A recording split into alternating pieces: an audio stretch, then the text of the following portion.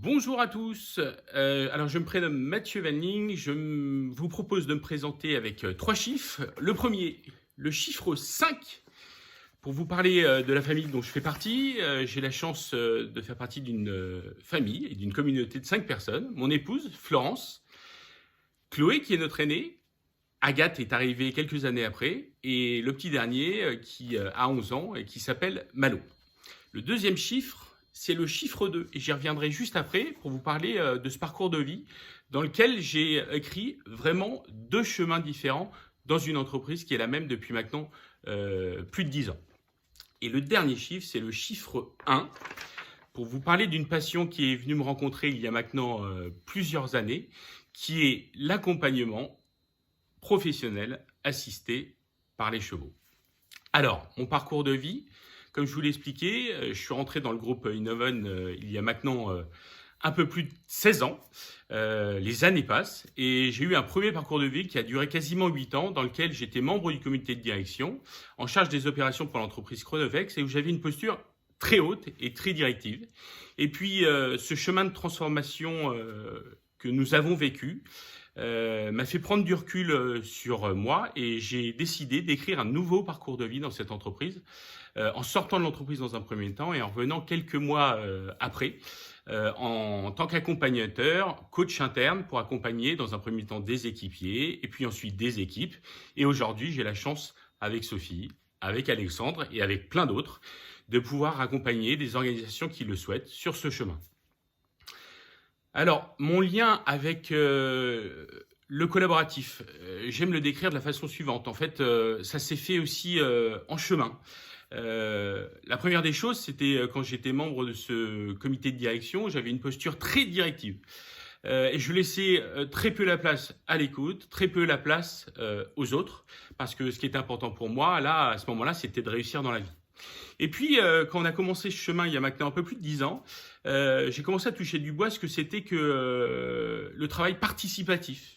Et aujourd'hui, j'ai la chance de vivre dans cette entreprise des moments d'intelligence collective où le collaboratif prend tout son sens. Et j'ai la chance, encore une fois, d'accompagner plusieurs organisations, des équipes qui le souhaitent sur ce chemin-là.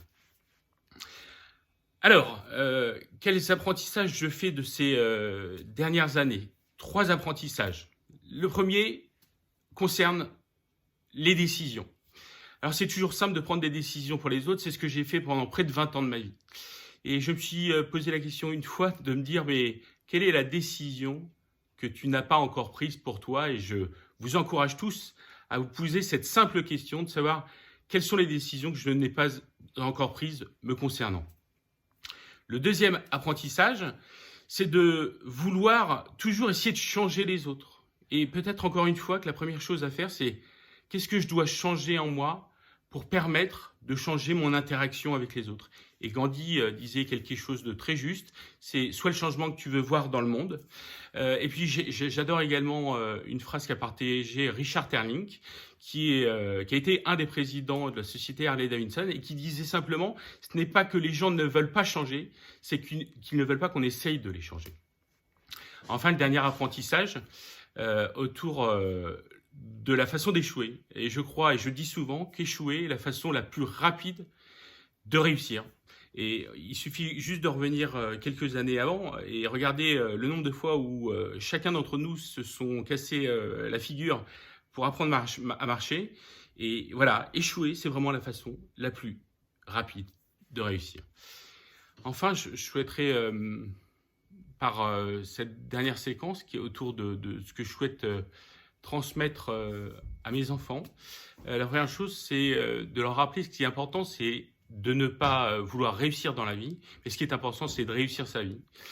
Et le deuxième point, c'est que les problèmes et les difficultés sont le déguisement préféré des opportunités. Je répète, les difficultés, les problématiques sont les déguisements préférés des opportunités. Il nous faut simplement, à ce moment-là, essayer de faire d'un pas de côté et de regarder quelles opportunités se cachent derrière chaque problématique et derrière chaque difficulté.